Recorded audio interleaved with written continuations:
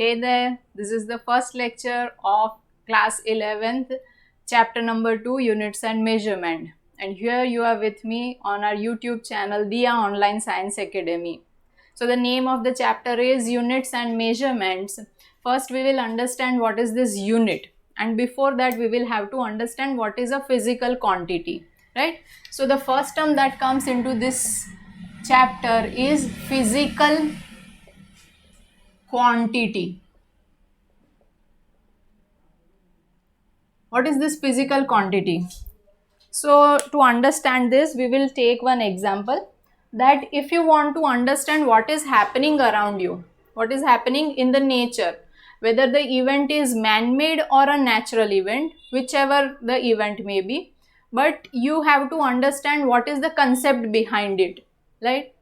Like suppose के आप कहीं से आ गए किसी और प्लैनेट से अचानक से, with all your intelligence on the earth you have come, right? Then you observe the movement of the earth with respect to sun. अब उसके हिसाब से आप लोग स्टडी करना चाहते हो कि, और या आप ऑब्जर्व करना शुरू करते हो ब्राइटनेस को, राइट? तो सपोज कि आप अर्ली मॉर्निंग अर्थ के ऊपर पहुंचे हो. At that time you will find that brightness is somewhat lesser. फिर उसके बाद धीरे धीरे धीरे सन जो है with respect to you it is वो कुछ ऊपर ऊपर ऊपर आते जाता है, आपके सर के ऊपर आ गया, बराबर. Then brightness has got continuously increased. फिर उसके बाद सन की मूवमेंट जो है वो कुछ और चेंज हुई और जो ब्राइटनेस है वो धीरे धीरे कम होती गई. फिर एक पूरा स्पैन आया जब बिल्कुल भी ब्राइटनेस नहीं थी, जिसको अभी हम बोलते हैं नाइट, ठीक है? तो whatever is the event happening around you, you are noting it down, बराबर. कि अभी ये इतने बजे थे, इतने बजे मतलब इतने स्पैन के लिए कुछ हुआ और ये इतनी ब्राइटनेस थी, देन अनदर ब्राइटनेस, फिर इतनी ब्राइटनेस, वो आप कुछ नोट करते जाओगे. So this is the natural phenomena which you are actually observing. And after observation you are noting it down. Note down करने के बाद आप कुछ लॉज उसके ऊपर से डिराइव कर सकते हो. मान लो कि किसी को भी इसके बारे में डे नाइट के बारे में कुछ नहीं पता था, and you are the first person कि जो इसके बारे में कुछ लॉज बनाने जा रहे हो, राइट? तो अब आपने वो नोट डाउन करके कुछ लॉज बनाए कि जिस दिन आप आए होंगे उस दिन कुछ 12 आवर्स पूरा ही ब्राइटनेस रही एंड 12 आवर्स पूरी ही डार्क रही, बराबर. जो 12 आवर्स का टाइम था तब पूरा ही ब्राइटनेस आपने ऑब्जर्व किए होगी. तो आप फिजिकल क्वांटिटी जो ब्राइटनेस है उसको उस हिसाब से डिफाइन करोगे और अकॉर्डिंगली आप लॉज बनाओगे. अब क्या होगा कि आप रहते जाते हो और उसके बाद यहाँ पर ही रहते हो जहाँ पर रह रहे हो, अर्थ के ऊपर जिस लोकेशन पे आके आपने रीडिंग्स नोट डाउन करने शुरू किए, you will be staying there only. After some seasons, कुछ season after some days the season has got changed. अब सीजन चेंज होगी तो उसके हिसाब से क्या होगा, डे की लेंथ जो है वो शॉर्टर लॉन्गर कुछ होगी. तो आपका observation even on the daily basis भी कुछ चेंज होता जाता होगा. तो over the period of a time of 365 days आप लोगों के पास एक पूरा पिक्चर होगा कि जिसमें आप ब्राइटनेस जो है उसके लिए सन के ओरिएंटेशन के हिसाब से दिखा सकते हो. तो इस दिन पे ऐसे ऐसे टाइम पे the orientation of the sun would be like this, and accordingly the brightness that comes over the surface of earth would be this much. उसके लिए एक आप पूरा लिस्ट बना सकते हो. तो आपने क्या किया, पहले जो एक दिन पे लिख के रखा वो आपने दूसरे दिन पे शायद उसमें थोड़ा सा अमेंडमेंट किया, right? Continuously you will have to amend. Next day फिर से कुछ अमेंड, नेक्स्ट डे फिर से कुछ amendment, right? So this amendment goes on gradually, वो कंटिन्यूअस होता ही जाता है. So the same thing happens when some scientist come across some phenomena. अब वो फिनोमेना होगा ही, बराबर. खाली वो ऑब्जर्व किया, वो जो साइंटिस्ट होंगे उन्होंने सिर्फ ऑब्जर्व किया और उसके ऊपर से लॉ बनाया. Now while forming that law, जब भी वो लॉ का स्टेटमेंट कुछ दिया, at that time he might have missed some phenomena related to that core phenomena, ठीक है? फिर थोड़े टाइम के बाद शायद उनको समझ में आए नहीं इसके अंदर ये भी तो अमेंड करना चाहिए, ये फैक्टर भी तो ध्यान में रखना चाहिए, तो उन्होंने वो कुछ ऐड किया। वो ऐड करके लॉ के अंदर कुछ चेंजेस कर दिए कि नहीं मैंने जो लॉ ये बताया था अब उसके अंदर ये लॉ, ठीक है, उसके अंदर इतना एडिशन होना चाहिए। और या तो फिर एक साइंटिस्ट है उन्होंने कुछ बताया, दूसरे साइंटिस्ट के ध्यान में कुछ बात आई और उन्होंने कुछ ऐड किया, जैसे कि रुदरफोर्ड ने बताया कि in the nucleus the positive charges would be there and around that in the orbit ये जो इलेक्ट्रॉन्स है वो रिवॉल्व होते होंगे, बट उसके बाद फिर वो कुछ जस्टिफिकेशन नहीं दे पाए ऑर्बिट्स के बारे में, तो वो अमेंडमेंट किसने दिया, बोर ने दिया, right. So this is how वो उन्होंने फिर पॉस्टुलेट्स दिए उसके लिए। तो this is how the amendment goes on continuously. अब ये बोर ने जो दिया उसके बाद फिर कुछ आएगा, आ भी सकता है, बराबर। तो नेचर को हम कब पूरा जान लेंगे, कभी नहीं। नेचर को हम कभी भी पूरा जान नहीं सकते, मतलब अभी जो हम लोग लॉज पढ़ रहे हैं या whichever law has been established they all have possibilities that they may have amendment और करेक्शन, बराबर। उसके अंदर कुछ भी चेंजेस हो सकते हैं। अब मुझे वो लॉ डिफाइन करने के लिए, जैसे ब्राइटनेस के लिए कितना सन का ओरिएंटेशन जो है उसके हिसाब से, तो मुझे सन का ओरिएंटेशन समझने के लिए क्या बताना पड़ा, ब्राइटनेस, बराबर। तो ब्राइटनेस क्या हो गया, फिजिकल क्वांटिटी। सो सन का ओरिएंटेशन समझने के लिए मुझे एक कंसेप्ट चाहिए था, मुझे एक टर्म चाहिए था that will be treated as physical quantity. So number of such physical quantities are there so as to understand different types of phenomena which is occurring around you, whether it is a natural phenomena or a man-made phenomena. ठीक है, तो ये physical quantity हो गई. इसके लिए हम लोग पहले लिखते हैं कि to understand the natural or man-made phenomena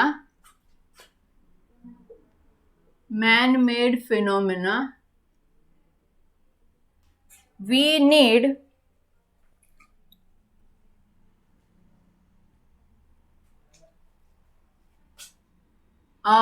to deal with certain concepts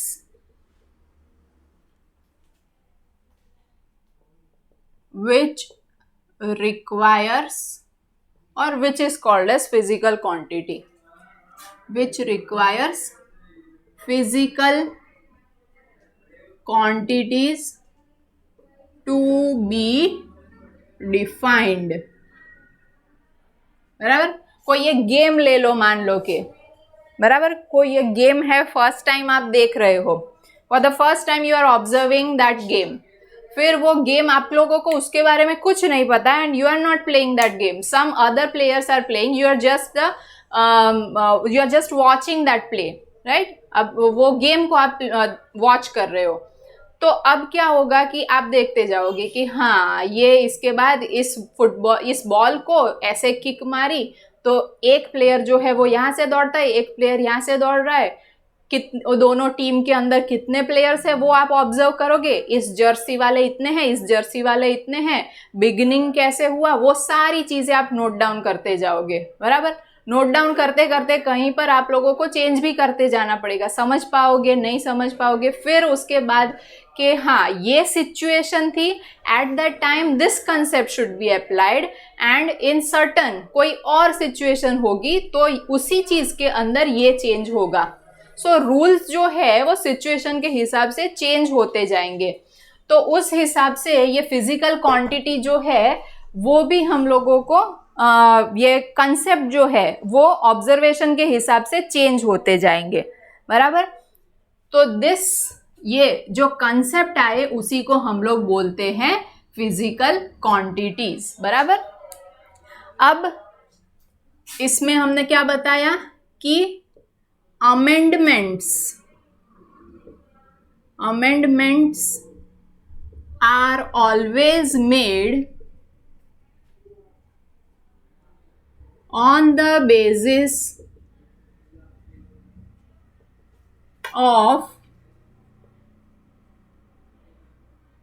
observations in the pre-established laws. बराबर.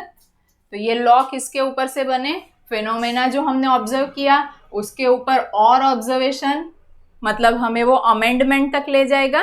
बराबर. आगे कुछ और, इसमें कुछ और जोड़ो, उसके ऊपर ले जाएगा. और उससे वो लॉज जो है उसमें वेरिएशन भी आ सकता है.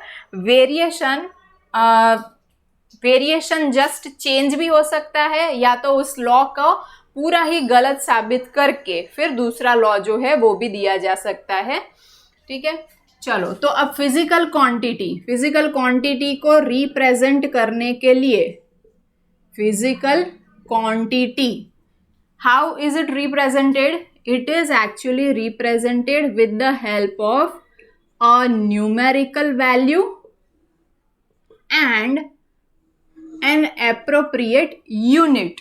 बराबर. चैप्टर का नाम आ गया, अभी स्टार्ट हो गया. ठीक है. फिजिकल क्वांटिटी से एक्चुअली स्टार्ट हो जाता है, यहाँ पर आ गया फिजिकल क्वांटिटी. जैसे कि सिंपली अभी आपको पता है फिजिकल क्वांटिटी मतलब मैं लेंथ बता दूं, so length equals to 5 metre, ऐसे लिखते हैं ना. तो 5 is the numerical value and metre is the unit. ये आपको पहले से पता है. But what actually this unit means? So मैंने बताया कि 5 metre that means multiple of 1 metre. अब 1 मीटर किसको बोलेंगे? मीटर मतलब एक क्या हो गया? एक स्टैंडर्ड हो गया. बराबर ना. एक स्टैंडर्ड हो गया और उसके 5 टाइम्स मतलब ये 5 मीटर मुझे मिलेगा. सो 1 मीटर सबसे पहले डिफाइन करना पड़ेगा. somebody would say कि 1 मीटर मतलब इतना, somebody would say कि 1 मीटर इतना, somebody would say कि 1 मीटर इतना. तो ये तो डिफरेंट हो गया.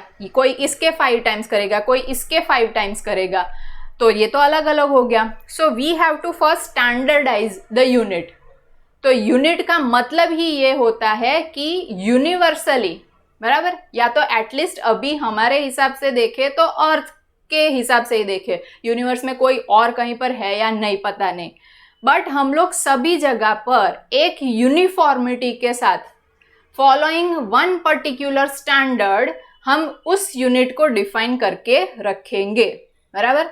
And then we are be taking the replica of that unit के 1 मीटर मतलब ये जो स्केल कहीं पर पेरिस में रखी होगी इतने टेम्परेचर पे या जो भी होगा, बराबर, उसकी डिटेल में अभी जाने की जरूरत नहीं है. तो वो है, उसको 1 मीटर बोलेंगे. And then after 1 metre scale के हिसाब से if you want to manufacture a half metre scale तो वो इससे आधा होगा, then it will be called as half metre. फिर वो दूसरे टाइप्स ऑफ ये जो यूनिट्स के जो सिस्टम है, सिस्टम ऑफ यूनिट, जैसे MKS CGS 9 स्टैंडर्ड के अंदर आप स्टडी कर चुके हो, बराबर ना. तो उसमें आपको उसका रिलेशन फिर एस्टेब्लिश किया जाता है कि CGS MKS के बीच में क्या रिलेशन हो सब, बराबर. But for that first you need to have a standard. 1 metre के लिए स्टैंडर्ड होना चाहिए. 1 मीटर किसको कहेंगे? ठीक है. तो ये यूनिट मतलब स्टैंडर्ड हो जाता है. तो यूनिट के लिए हम लोग लिखेंगे कि it is the comparison unit. Unit is actually what, हमने जो 1 मीटर की कहीं पर स्केल रखी होगी उसके साथ, या तो कुछ इस टेम्परेचर पे इस चीज की जो लेंथ होगी उसको हम लोग 1 मीटर बोलेंगे, बराबर. So we have to compare with that standard, बराबर. तो हम क्या लिखेंगे यहाँ पर? It is the comparison with certain basic, comparison with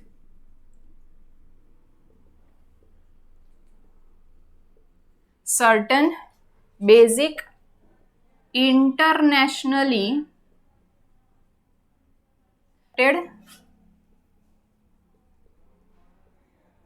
standard, बराबर. यूनिट का मतलब comparison with certain basic internationally accepted standards, ये जो रखा होगा वो सबको, सारे नेशंस को, सबको वही फॉलो करना पड़ेगा कि इंडिया के अंदर 1 मीटर मतलब इतना होता है, 4 ऐसे हाथ से 4 बिलोंग कर लो तो वो 1 मीटर हो जाता है, पाकिस्तान के अंदर जाओ तो वो 2 मीटर पे 1 मीटर बता देता है, बराबर। तो वो ऐसे नहीं चलता, 1 मीटर मतलब वो that should be internationally accepted, everybody, all the nations, all the human beings have to follow the same standard only.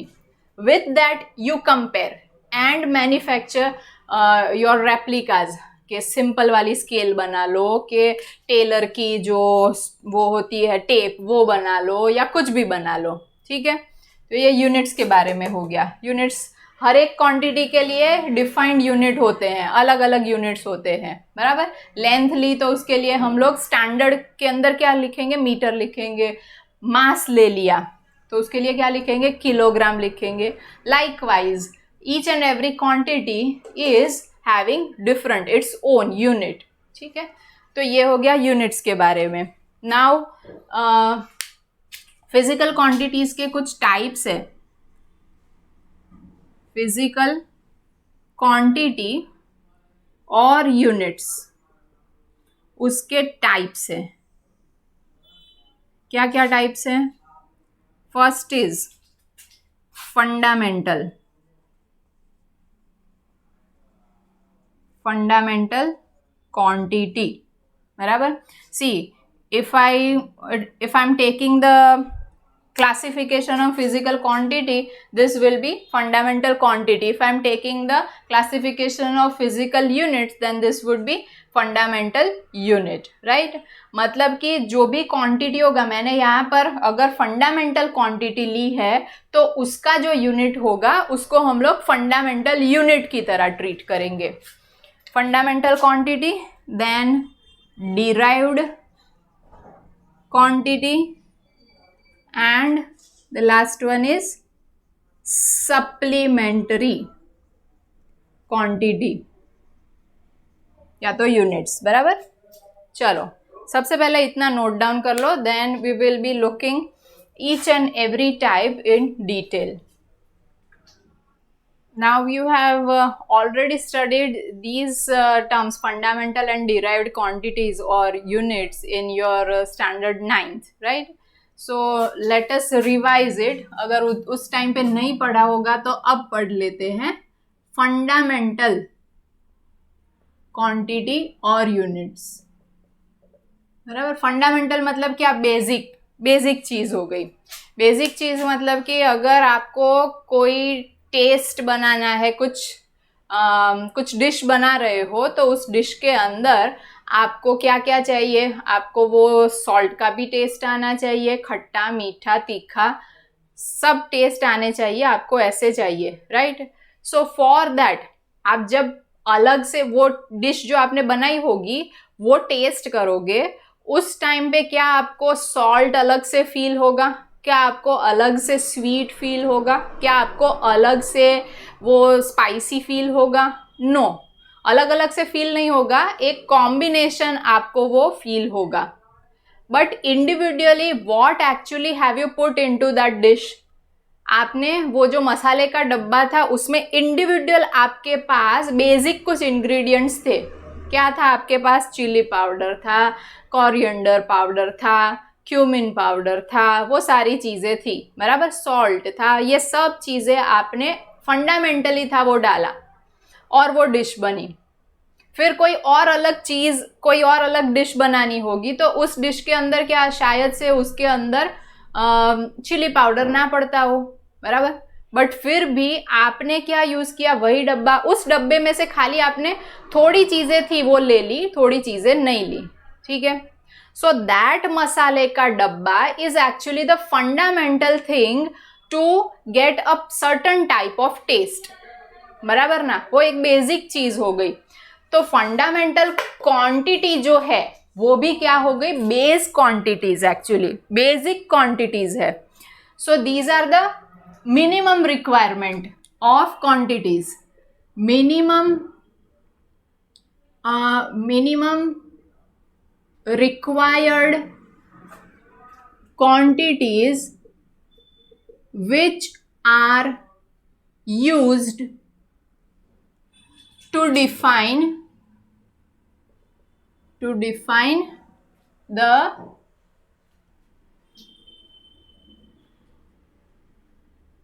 derived quantities. बराबर, minimum required quantities which are use to define the derived quantities. बराबर, अब ये derived quantities मतलब कि ये जो सारे होंगे minimum required quantities are actually independent quantities है. बराबर, इनको डिफाइन करने के लिए कुछ और चीज की जरूरत नहीं बनेगी. बराबर, जैसे कि सॉल्ट है तो सॉल्ट ही होगा, चिली पाउडर है तो वो चिली पाउडर ही होगा. चिली पाउडर को आप कुछ फिर बेस किसी और से कि आपने ये क्यूमिन डाला, ये डाला, उससे बना, ऐसे नहीं होता. Right. So this is the fundamental. Independently ये एग्जिस्ट करती है क्वांटिटी. इसके लिए आपको किसी और चीज की जरूरत पड़ेगी नहीं. बराबर.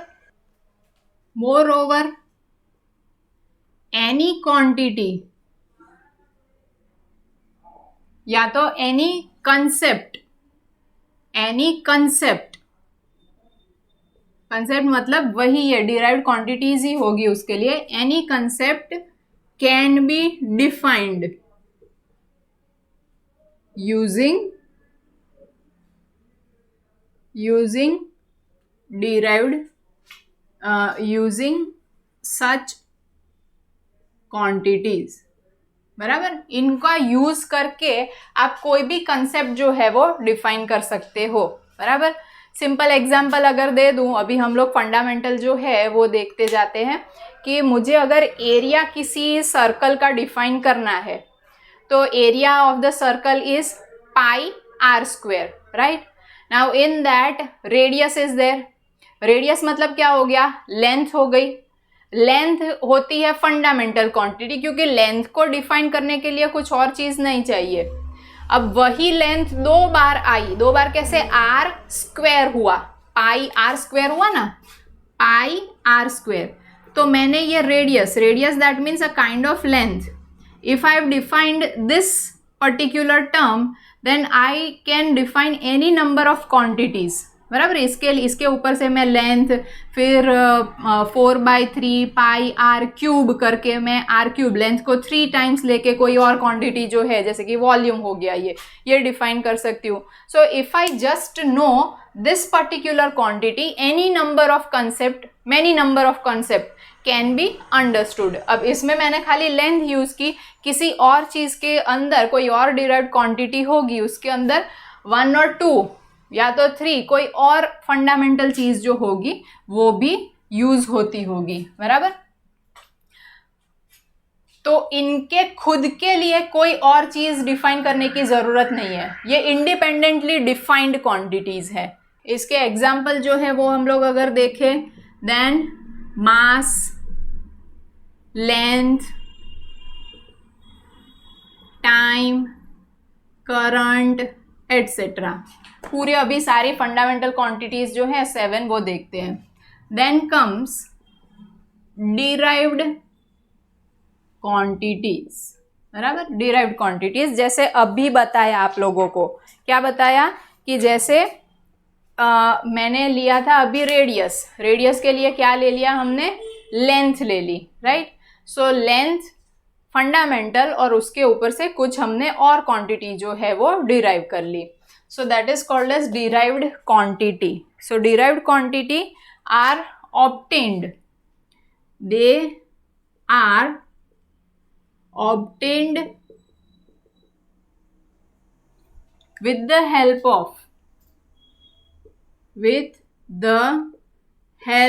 of self defined नहीं है ये, फंडामेंटल क्वांटिटीज. 9th स्टैंडर्ड के अंदर ये सारी चीजें आप पढ़ चुके हो. बराबर. So they are not independently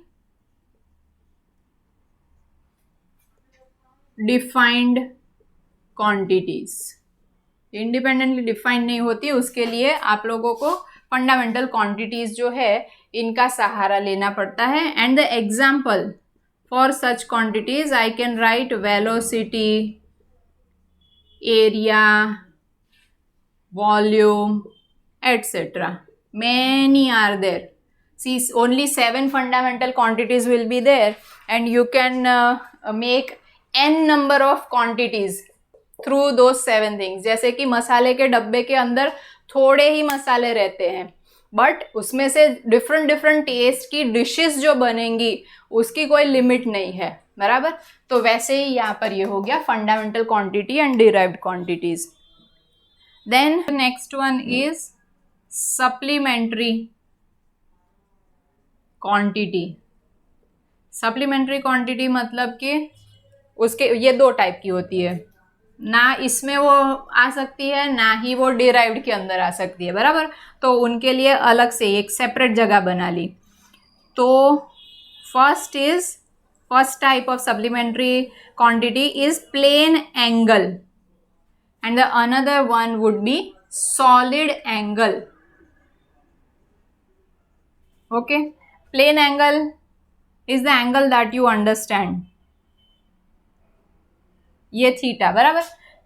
I have drawn this angle into a plane of this board, बराबर. बोर्ड के प्लेन के अंदर ही मैंने ये ड्रॉ किया है, तो ये हो गया एंगल, बराबर. 2D के अंदर मतलब जो शो करते हैं उसको प्लेन एंगल बोलते हैं हम लोग. Unit for this is, unit से पहले हम लोग इसका जो ये फॉर्मूला है वो फॉर्मूला देख लेते हैं. तो angle theta equals to arc, ये आर्क दिख रहा है, arc, and this would be the radius, arc upon radius, correct.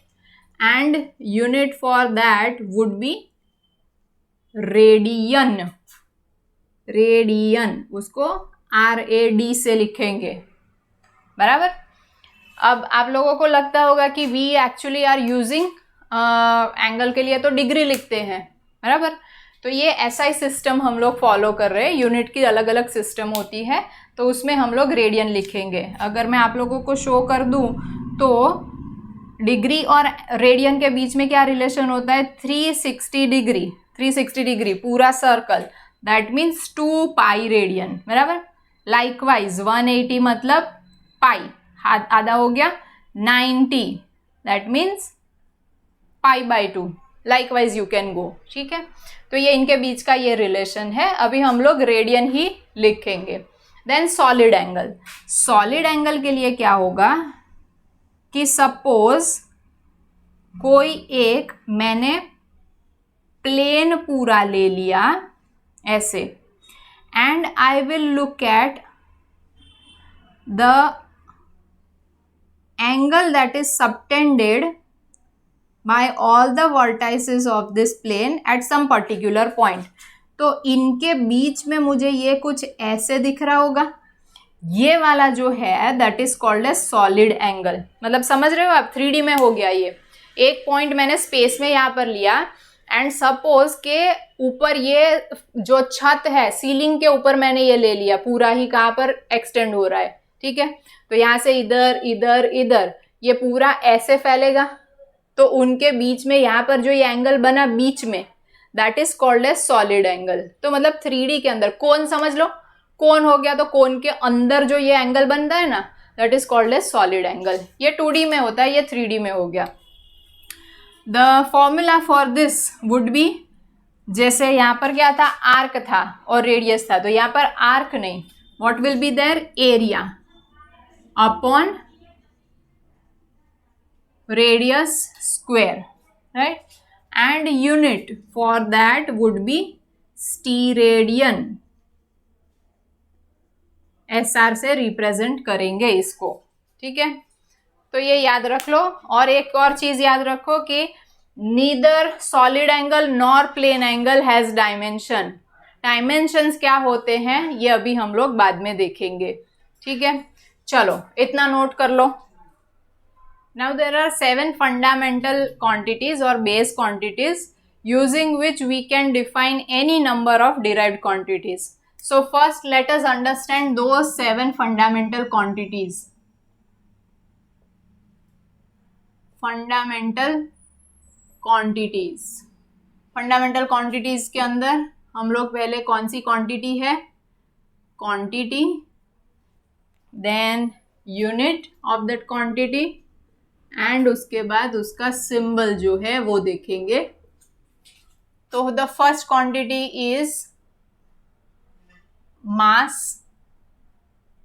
then the second one is length, third one is time. ये 3 एकदम बेसिक और सारी क्वांटिटीज के अंदर बार बार यूज होने वाली चीज है, बराबर. Mass, length, time. Then electric current, ये भी काफी हद तक यूज होगी when you are dealing with electrodynamics और इलेक्ट्रोस्टैटिक्स. देन इलेक्ट्रिक करंट के बाद आएगा thermodynamic temperature. Then the next quantity is luminous intensity, and the next one, last one, is amount of substance, right? You understand what is mass, you understand what is length, time, current के बारे में भी कुछ तो पता होगा. Thermodynamic temperature also you know. Luminous intensity, luminous that means how it is the quantity which represents the brightness of light, बराबर. उसके रिलेटेड ये टर्म है जो इन सब चीजों से हम लोग डिफाइन नहीं कर सकते. So whenever you are dealing with some concept which is related to the brightness, बराबर, लाइट के रिलेटेड कुछ होगा तब ये यूज होते हैं. एंड अमाउंट ऑफ सब्सटेंस मतलब मोल, जब ये छोटे क्वांटिटीज और वो सब होगा. अमाउंट ऑफ सब्सटेंस हम लोग यहाँ पर मास के अंदर नहीं ले रहे होंगे, बट उसको मोल के अंदर लेना होगा, particularly in the case of gases, बराबर. तब यहाँ पर ये अमाउंट ऑफ सब्सटेंस यूज होगा. ज़्यादातर ये 4 जो है वहीं तक यूज होंगे. ये भी कभी कभी यूज होगा, बट ये दोनों तो रेयर केस के अंदर आप लोगों को मतलब इनका यूज करके कोई डिशेस के अंदर ही ये मसाले जो है वो पड़ेंगे. बाकी ये जनरल मसाले हैं, किसी के भी अंदर डाल दो, बराबर. हर एक क्वांटिटी हर एक के अंदर पड़ते हैं. ये स्पेशल इंग्रेडिएंट्स है, ये स्पेशल इंग्रेडिएंट्स कोई डिशेस के अंदर ही पड़ते हैं. सो चलो, इसका यूनिट क्या होगा पता है आपको? किलोग्राम. मास किसके अंदर? किलोग्राम. ग्राम के अंदर सब में ये तो मेजर हो जाता है ना, बराबर. बट हम लोग अभी MCAS सिस्टम जो है वो फॉलो करेंगे, SI सिस्टम जो है इसके लिए. तो MCAS के अंदर ये आएगा किलोग्राम और symbol is kg. Length is metre, it is measured in metre. Symbol is m. Time is measured in second, तो उसके लिए S लिखेंगे. SEC मत लिखना. See these symbols are also defined one, मतलब इनके लिए भी ये रूल है कि kg मतलब मैं ऐसे नहीं लिख सकती k.g. और 1 kg है then I would write kg, and if it is 5 kg I would write kilograms, बराबर. यहाँ पर ये ऐसे अप्लाई नहीं होता. अगर मैं kgs लिखूँ that means kilogram and second, ये दोनों चीजें आ गई. तो ऐसे नहीं लिखना होता है यहाँ पर. These are the simple rules. तो इनको जब भी आप मास के लिए यूनिट लिख रहे होंगे तब kg लिखना है, लेंथ के लिए मीटर, m लिखना है, देन टाइम के लिए सेकेंड, ये होता है एम्पियर करंट के लिए. एंड कैपिटल A से साइंटिस्ट का नाम है इसलिए उसका लेटर जो लिया वो कैपिटल लेते हैं. थर्मोडायनेमिक टेम्परेचर, तो उसके लिए आ जाएगा kelvin. Again it is the name of a scientist, so capital K लिखेंगे. ल्यूमिनस इंटेंसिटी वो होता है candela, represented by CD. And amount of substance mole, and symbol is MOL. चलो इतना नोट कर लो. Now we are going to start very important and very interesting topic of this chapter, that is dimensions. Dimensions बहुत ही important, इसके ऊपर से questions आते ही हैं and interesting भी उतना है. So first let us understand what are the dimensions. So the dimensions are the powers to which the fundamental quantities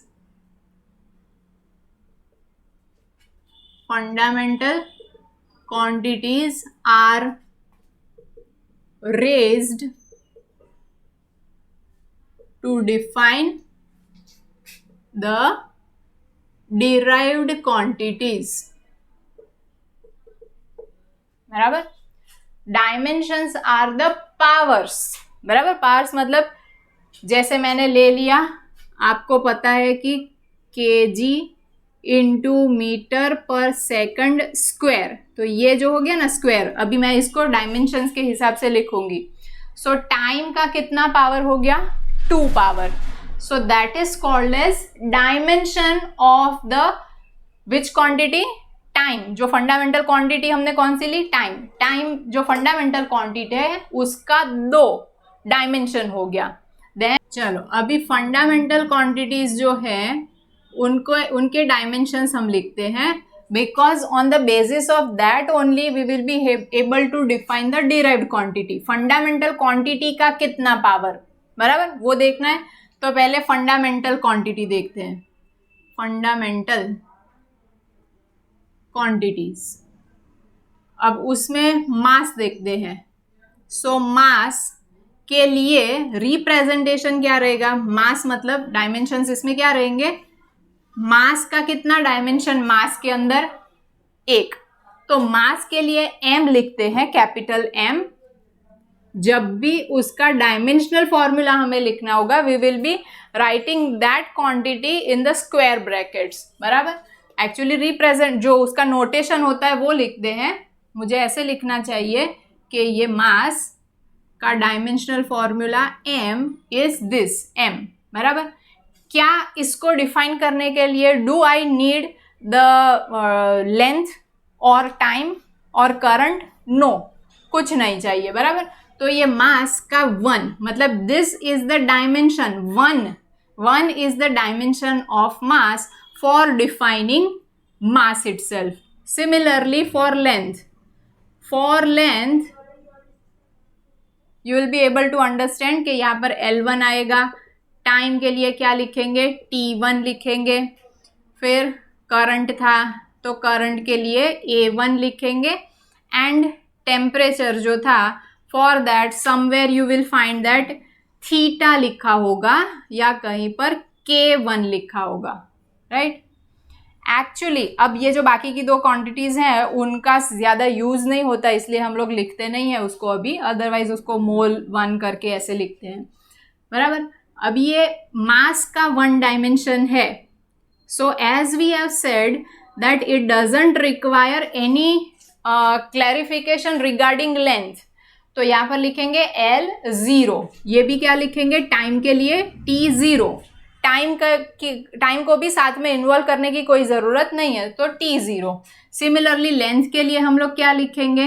M0 L1 T0. Time के लिए M0 L0 T1. बराबर. इसको ऐसे लिख दो. This is the proper representation for the dimension. बराबर. ये L0 TB0. Current के लिए ना तो मास ना लेंथ ना टाइम, जस्ट A1 चाहिए. जनरली हम लोग M, L और T ही लिखेंगे. इफ द बाकी की जो remaining quantities are also involve, तब जाके हम उसको जोड़ देंगे. जैसे यहाँ पर मैंने A0 थीटा 0 नहीं लिखा, but I require current over here in this quantity, तो मैंने बाकी सारे तो लिखे, फिर एडिशन में ये A1 भी लिख दिया. फिर टेम्परेचर के लिए क्या करेंगे?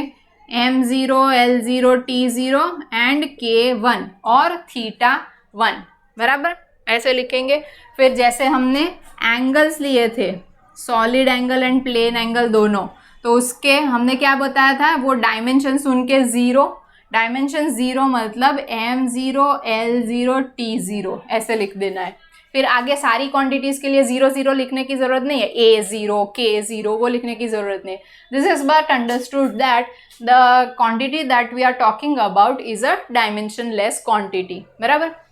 सिंपल वाली फंडामेंटल क्वांटिटीज के लिए डायमेंशंस हम कुछ ऐसे लिखेंगे। अगर इसमें प्रॉब्लम नहीं हुई, and more over if you know the formula for the derived quantity, तो आप फॉर्मूला और इसका रिप्रेजेंटेशन, वो दोनों के कॉम्बिनेशन से इजीली कोई भी क्वांटिटी के लिए ऐसे डायमेंशनल फॉर्मूलाज जो है वो डिराइव कर पाओगे, बराबर। तो सबसे पहले ये याद रख लो। देखो यहाँ पर ना क्या गलती हो सकती है, लेंथ हम लोग जनरली किस में मेजर करते हैं, मीटर के अंदर। तो जनरली शुरू में क्या स्टूडेंट्स मिस्टेक करते हैं, लेंथ के लिए m1 लिख देते हैं, क्योंकि यूनिट लिखा होगा उसके ऊपर से लिखेंगे ना मीटर पर सेकंड, तो मीटर का फिर m1 लिख देंगे और इसका t-1 लिखेंगे, बराबर। ऐसी गलती हो सकती है शुरू में, बाद में तो याद हो जाएगा। तो ये मिस्टेक ना हो, ये याद रखना। m यहाँ पर मीटर मतलब लेंथ के लिए है, तो इधर L1 आना चाहिए, बराबर, ठीक है। और ऐसे m जो लिखा है दैट रिप्रेजेंट्स मास। चलो इतना नोट कर लो। फिर हम लोग कुछ डिराइव्ड क्वांटिटीज हैं उनके लिए ऐसे डायमेंशनल फॉर्मूला जो है वो बताते हैं। लिखो इतना। Now let us try to derive the dimensional formula for a few of the derived quantities, right? So which would be the derived quantities? Derived quantity सबसे पहले सिंपल वाली हम लोग ले लेते हैं, जैसे कि हो गया एरिया, बराबर। What would be the formula for area? Area किसी भी ऑब्जेक्ट का आप ले लो, जैसे ले लिया आपने एरिया रेक्टेंगल का, then it would be length into breadth, बराबर। If you are taking a square then it would be length into length. If you are taking a circle then pi r square. If you are taking a sphere और उसका surface area लेते हो then it would be 4 pi r square. So if you clearly observe, if you keenly observe, then you will notice that in all the formula 2 times the dimension of length comes, बराबर। तो यहाँ पर इसका formula आएगा length square, length का square. So the dimensional formula would be L2। Properly अगर लिखना हो तो क्या लिखते हैं, m0 L2 T0, ठीक है। Area. The next quantity is volume. You take any shape, let us say a cube is there, right? For a cube what would be formula for the volume of a cube is L cube। अगर cuboid लिया तो LBH, अगर sphere ले लिया तो 4/3 pi r cube। So if you keenly again observe then you will find that the dimension of length comes 3 times, LBH, L cube 4/3 pi r cube, बराबर। तो 3 times length के dimensions इसके अंदर आते हैं, तो length cube L3। So the dimensions would be m0 L3 T0। Then next आएगा speed और वेलोसिटी, बराबर। स्पीड या तो वेलोसिटी दोनों सेम चीज, तो उसके लिए क्या आएगा, लेंथ मतलब क्या होता है formula, distance upon time, distance upon time, right. Distance that means length, length का एक डायमेंशन, लेंथ का कितना पावर है, dimensions are the power to which, distance मतलब फंडामेंटल क्वांटिटी हो गई, power to which fundamental quantity is raised. तो ये लेंथ के कितने पावर 1, टाइम का कितना power, -1 power. So t minus 1. So if I write it properly then it would be m0 L1 t minus 1. सी बाद में आप लोग ये चीजें लिखोगे, यूज टू हो जाओगे, फिर कोई इश्यू नहीं होगा. अभी न्यू कंसेप्ट है, फर्स्ट टाइम कर रहे हो, so it is better you write in the proper manner. M L T सबके डायमेंशंस लिखो तो इजी रहेगा. करेक्ट.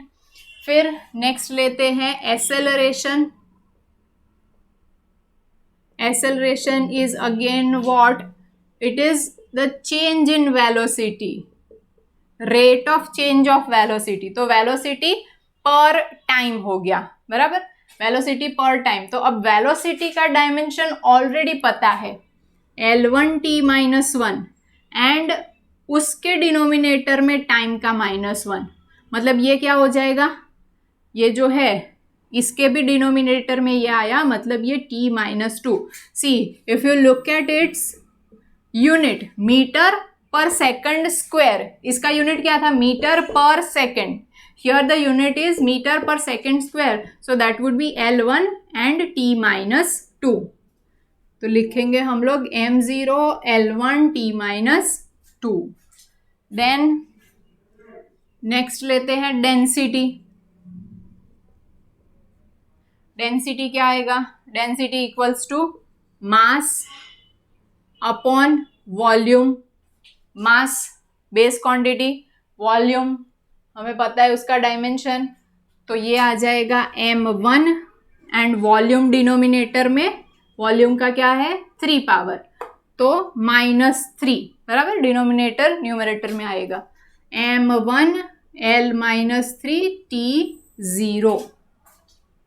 फिर ये जो एंगल्स हमने लिए थे, एंगल्स प्लेन और सॉलिड, प्लेन और सॉलिड दोनों के लिए arc upon radius, arc upon radius. Arc मतलब भी क्या हो गया, लेंथ हो गई, बराबर. रेडियस मतलब भी क्या हो गया, लेंथ हो गई.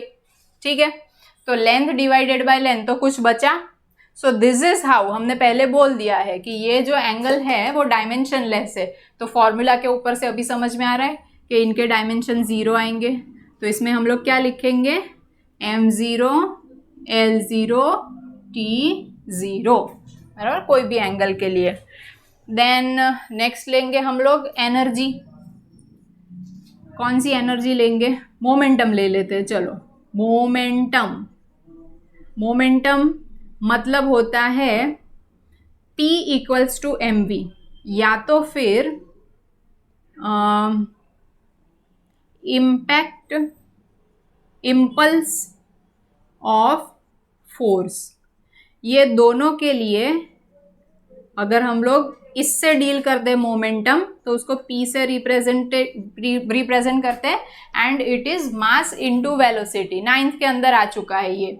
Impulse of force, impulse of force is F into delta t, that is also equals to delta P. तो ये दोनों के डायमेंशन सेम आएंगे, इसलिए मैंने साथ में लिख दिया, बराबर.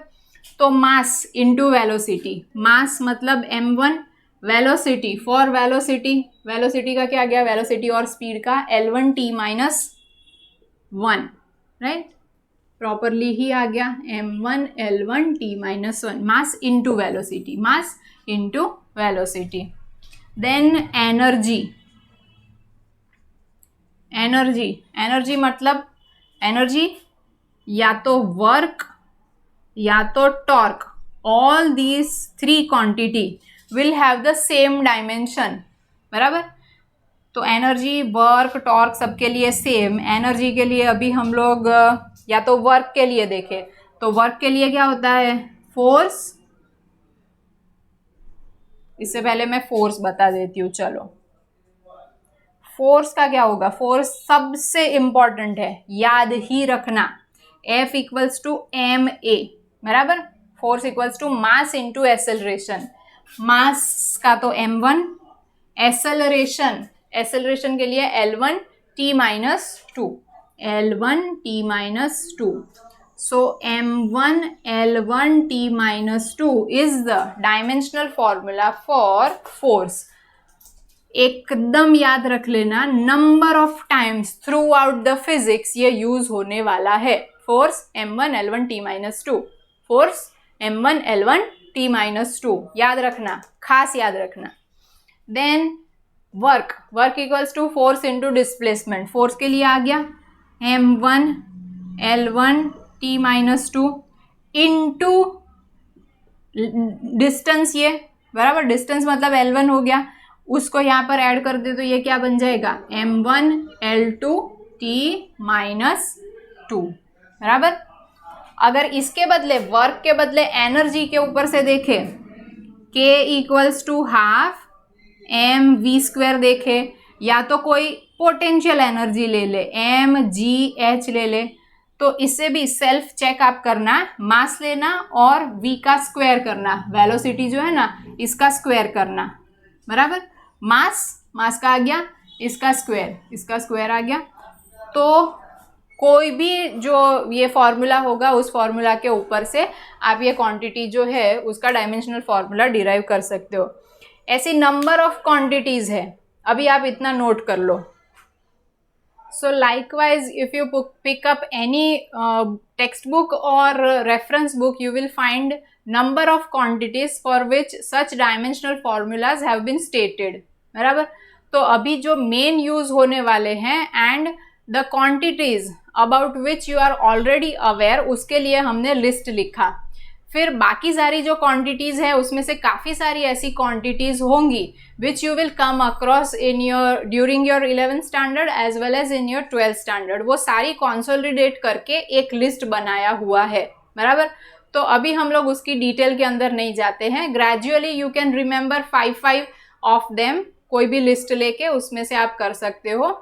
और अदरवाइज जैसे जैसे वो क्वांटिटीज आती जाएगी वैसे वैसे आप समझते जाओगे, क्योंकि जैसे हमने देखा कि वो क्वांटिटी के लिए फॉर्मूला या तो डेफिनेशन आपको पता होनी चाहिए कि velocity, acceleration is the rate of change of velocity, बराबर. Velocity is the rate of change of distance, बराबर. तो उसके ऊपर से आपको समझ में आएगा. तो फॉर्मूला या तो डेफिनेशन पता होगी तो ही आप डायमेंशनल फॉर्मूला जो है वो बना पाओगे, अदरवाइज बाय हार्ट आप कर सकते हो. So for now in this lecture we will be ending this lecture, and in the next lecture we will be discussing about the dimensional analysis, जिसमें हम लोग ये डायमेंशनल फॉर्मूला है उसी को यूज़ करेंगे. मैं रिक्वेस्ट करती हूँ कि आप ये जो भी डायमेंशनल फॉर्मूला है उसकी प्रैक्टिस करके उसको रिवाइज कर ले.